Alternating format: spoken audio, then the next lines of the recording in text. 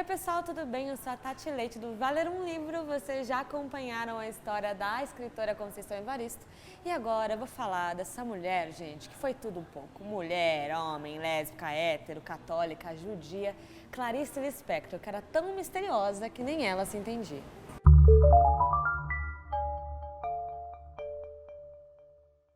Por mais que a gente considere Clarice Lispector uma escritora brasileira, ela de nascença, mas isso não faz muita diferença, nasceu na Ucrânia, mas ela veio de uma família judia e estava fugindo, a família inteira fugiu da Ucrânia aqui para o Brasil e ela tinha menos de um ano. A Clarice gostava de dizer, inclusive, que ela veio para cá com 2 meses de idade, mas na verdade ela era um pouquinho mais velha, mas não importa porque ela foi alfabetizada em português. A família inteira foi primeiro para Maceió.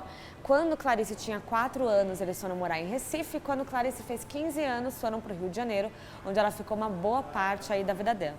Uma boa parte porque Clarice ingressou em Direito, já mais velha, e casou com um cara que era com Itamaraty, né?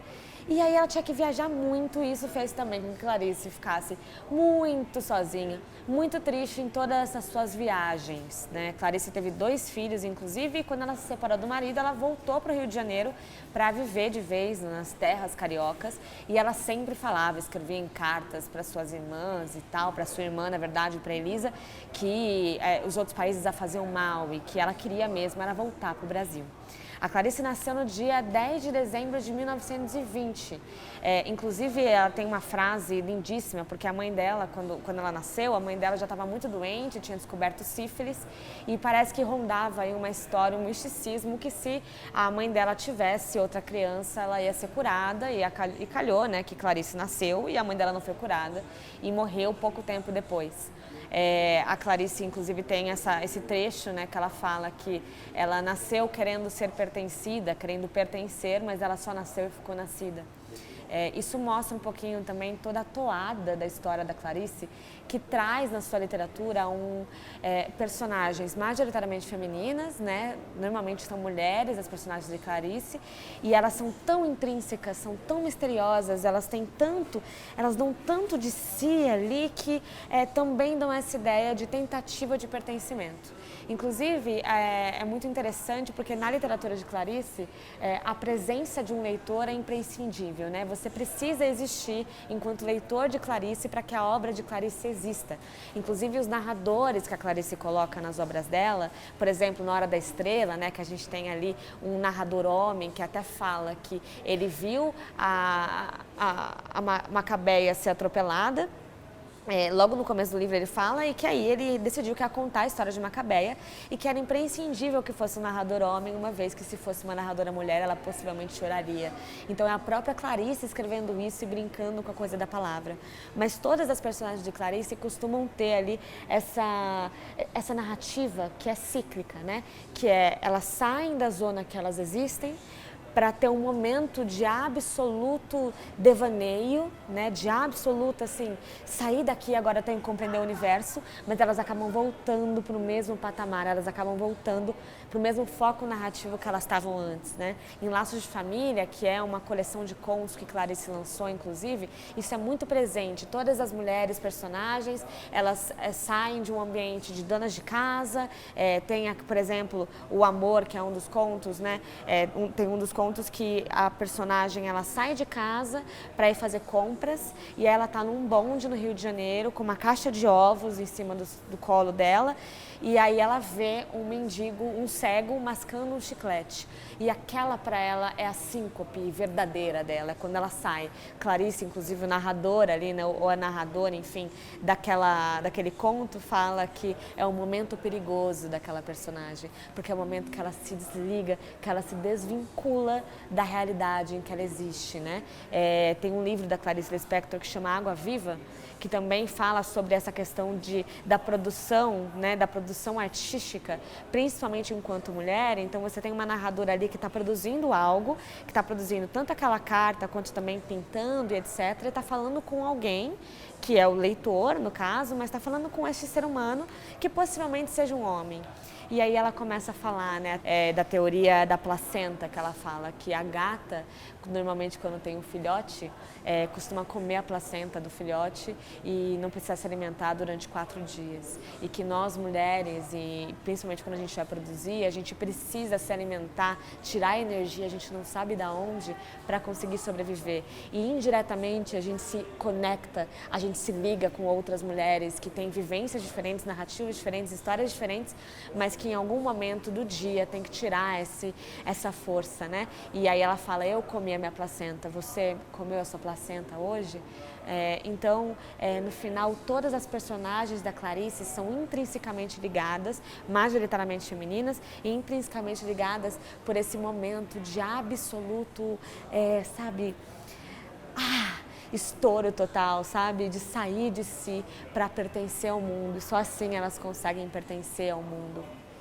A Clarice, ela foi criando um ar de mistério muito grande, ela dava pouquíssimas entrevistas, inclusive ela falava que para conhecer a obra dela, para conhecer sobre a vida dela, era só ler as obras dela, e ela falava uma coisa muito interessante que era, ninguém suportaria ver Clarice Lispector ou imaginar Clarice Lispector pintando as unhas dos pés de vermelho, porque a imagem de Clarice Lispector era uma coisa tão absolutamente grande e vitoriosa, e incrível, e mística, e inalcançável, que absolutamente ninguém conseguiria colocar a Clarice Lispector num patamar, né, inferior, num patamar ali humano quase, porque todo mundo sempre endeusificou a Clarice.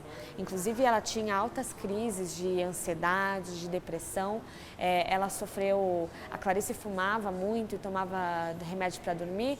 Um dia ela acabou adormecendo com um cigarro na boca, incendiou a casa dela e teve que fazer uma cirurgia na mão direita e ficou muito tempo sem poder escrever. Isso para ela foi uma coisa absolutamente assustadora. E logo depois ainda um cachorro mordeu a face dela e ela teve que de novo fazer outra cirurgia e de novo passar por um período muito conturbado de escrita. Logo Clarice que falava que ela não se identificava como escritora porque para você ser escritora você tinha que ter um compromisso em escrever, mas que ela não queria ter esse compromisso porque ela não queria que toassem a sua liberdade e que ela tem uma carta que ela manda para Elisa, para a irmã dela, que ela fala, eu tenho um dom, mas quem tem dom raramente sabe o que fazer com ele. O dom só está lá existindo, né? E que aí? O que você faz a partir disso? Ela inclusive falava que quando ela escrevia ela estava morta, porque doía, né? Porque depois que ela soltava aquilo tudo era como se ela revivesse. Ela ficava oca, né? São frases tão fortes que mostram muito de onde essa literatura sai, sabe? De onde essas histórias saem e por que que tem esse ar de mistério tão grande, por que que essa produção era tão pesada, tão maluca. O primeiro livro que a Clarice escreveu, né? O primeiro conto que ela fez foi O Triunfo, inclusive ela escreveu para diversas revistas e jornais. As entrevistas que Clarice Lispector fez com escritores famosos são absolutamente estonteantes, porque nunca são perguntas bobas, são perguntas absolutamente assim intrínsecas e tão misteriosas quanto ela, né? E essa frase que eu falei que era tão misteriosa que não se entendia, ela mesma falava, eu sou tão misteriosa que eu não me entendo. E uma época, logo que ela voltou, né, de fora, que ela morava no exterior, que ela separou do marido, ela tinha que ganhar dinheiro, então ele escrevia algumas colunas sobre produtos de beleza, sobre cuidados, né, femininos, que chamavam na época, mas porque ela precisava ganhar dinheiro para continuar escrevendo os livros, né? Clarice, inclusive, tem esses 2 filhos e ela tem uma produção infantil também, porque um dia um dos filhos dela falou, se você escreve para adulto, por que você não escreve para mim? Eu quero que você escreva uma história para mim. Então ela tem uma certa produção infantil que ela gostava muito, mas ela dizia que quando ela escrevia para os adultos é quando ela conseguia se conectar com os lados mais sombrios de si mesma. E aí você fica assim, misericórdia, gente, que mulher é essa? A última entrevista que Clarice deu foi para a TV Cultura e ela fez todo mundo prometer que a entrevista só iria ao ar após a sua morte. E realmente isso aconteceu, ela descobriu um câncer no ovário e faleceu um dia antes do seu aniversário, com 56 anos, né? Prestes aí a fazer 57. Então, no final, a gente tem essa escritora, né, que nos trazia narradores, nos traziam personagens que era tudo tão junto e misturado, era uma fusão tão maluca que o mistério acabava aumentando ainda mais, né? Era como se todos esses personagens entrassem numa onda, como todo ser humano, de que, olha, mesmo quando a gente se entende, mesmo quando a gente tem uma síncope, não vai adiantar, porque a gente tem que continuar vivendo aqui nos preceitos sociais, né?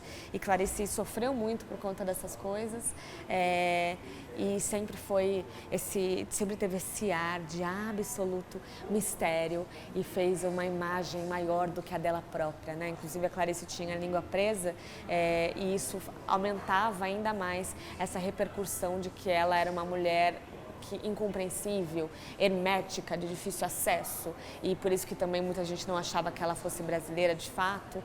Dizem até que ela tentou corrigir isso com um fono muito famoso na época, conseguiu dar uma corrigida, mas logo depois voltou. Era como se fosse a própria identidade dela sendo buscada, tanto pelos jeitos dela, pela língua presa e pelo esse ar de mistério, como também por suas personagens misteriosas e inalcançáveis e místicas e mulheres que comem a sua própria placenta. Basicamente, esta é Clarice Lispector, que de básica não tem nada, mas aí uma mulher da nossa literatura que vale muito, muito conhecimento. A gente já falou de Conceição Evaristo aqui no ABC das Minas, já falamos hoje de Clarice Lispector. A próxima vai ser Cassandra Rios e logo depois Chimamanda Adichie. Enfim, a gente tem muito o que conversar. Comentem aí embaixo se vocês já leram algo da Clarice Lispector e se vocês gostam e conseguem compreender aí e se ver também nesses inúmeros personagens que Clarice criava pra gente. Não esquece também de se inscrever aqui para você ver as próximas biografias. A gente se vê aqui no Histeria ou lá no Valer um Livro. Tchau!